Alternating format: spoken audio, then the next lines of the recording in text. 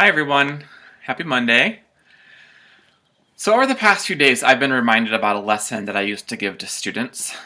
In particular, this was when I was teaching an academic strategies class for an online university, mostly teaching students who were juggling many overlapping responsibilities, something that I know that many of us are very familiar with.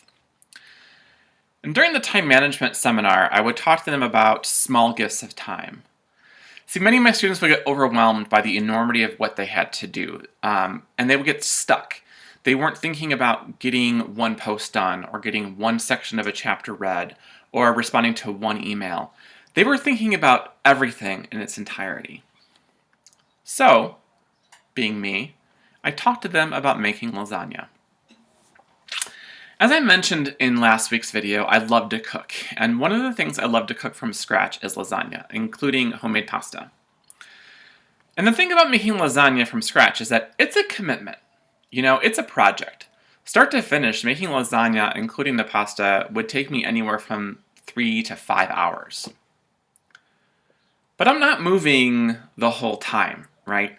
I make the pasta dough, and then it needs to rest for a while before I roll it out. I get the sauce started, and then it needs to simmer for a long time so that it can develop the best flavor. I need to assemble the lasagna, but then it needs to bake for nearly an hour. So what I learned to do when I was teaching for that university while also working a full-time job was using the small gifts of time that I had. I'd make the pasta dough, and then while it was resting, I'd open up my email for that job and respond to messages from my students and from my department chair. I'd get the sauce made, and then while it was simmering, I would work on grading student projects. I'd get the lasagna made, and then while it was baking, I would reply to a few discussion board posts. So, what made me think back to this seminar that I haven't done in almost 10 years now? I've been thinking a lot about the small gifts of time that I have now, and how I can be productive with that time. Sometimes we schedule things for a certain amount of time, and maybe that particular Zoom meeting only took 40 minutes instead of an hour. Or perhaps in this ever-changing world where demands are emerging daily or hourly, a meeting that was on my calendar gets shifted to another day. I've really been working to use those times to stay engaged and connected.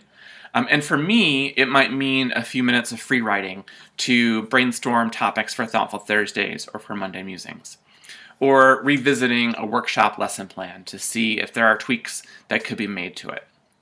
If it's just a few minutes that I have, maybe I'll tap out the rhythms of a new song that I'm learning. What would you like to do with your small gifts of time as they come up?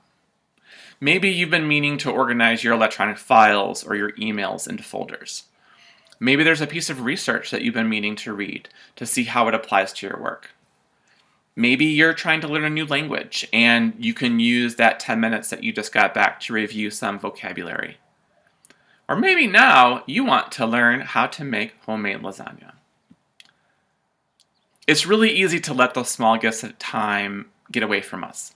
When we're on campus, we sometimes fill up that time with talking to a coworker who might be right next door if they're also not busy. Or maybe we use that time to take a coffee break and walk to the Starbucks in the bookstore or at the library with a coworker to get a beverage. But in this work environment, we don't necessarily have those, and that time can be really helpful and really special if we use it productively. So my challenge for you this week is to keep a list by your workstation of the things that you could work on in small bits and see what you can do with your small gifts of time. Have a great week, everyone.